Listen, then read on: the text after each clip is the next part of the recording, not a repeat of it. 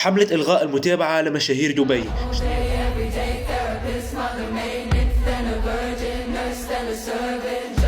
شنية الحكاية؟ اعملوا لايك ومتابعة واسمعوا الفيديو للآخر. عندك يا سيدي بسيدك الحكاية منيش بديت من عمكم شيرو، وذا شيرو وخونا ريم بيوتي والجماعة قال لهم نحن عايشين وانتم ماكمش عايشين، نحن عايشين في البذخ وانتم عايشين حياة زفت كما يقول هو، ماكمش عايشين اصلا. اسمعوا الفيديو هو.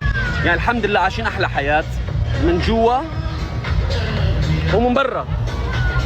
بعد بدت حملة ممنهجة وكبيرة ياسر انهم يلغوا المتابعة مشاهير دبي. قالوا لهم نحن طلعناكم، نحن نهبطوكم. مشاهير دبي شكونهم؟ عندك يا سيدي كما سيدك اوسي مروة، شيرين بيوتي واخواتها كل عائلة البيوتي كل منهم شيرو والجماعة كل، وغيث مروان وسارة والجماعة كل نحولهم لابوني. وهذا كل علاش زادة اضافة الى انهم ما همش قاعدين يدعموا في القضية زادة، وزيد محتواهم تافه وماهوش هادف. يجي يصور لك على ترند، انا عملت ترند غنيت اغنية ولا حكاية، ولا يقول لك انا عملت مقلب. صحيح محتوى ترفيهي صحيح، ماهوش هادف وماهوش باش ينفع المجتمع. هذاك علاش قال لك نحوا لهم المتابعه، واكثر شيء على جال ما همش يدعموا في القضيه. غيث مروان، اوسي مروه، عائله البيوتي كل، انتم عندكم تو قاعده جماهيريه كبيره ياسر، كي تدعموا القضيه راكم تاثروا ياسر ياسر زاده. هكا نكونوا كملنا الفيديو نتاعنا، اعملوا لنا لايك ومتابعه والى اللقاء.